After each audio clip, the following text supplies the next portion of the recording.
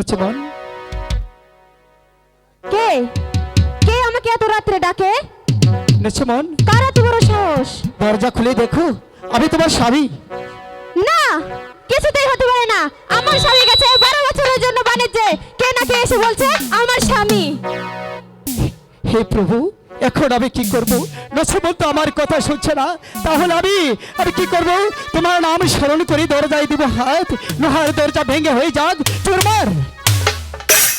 লক্ষ্মণ, স্বামী, আপনি এসেছেন স্বামী? লক্ষ্মণ,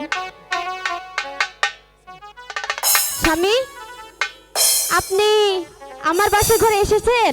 হ্যাঁ লক্ষ্মণ। 6 মাস পরেতে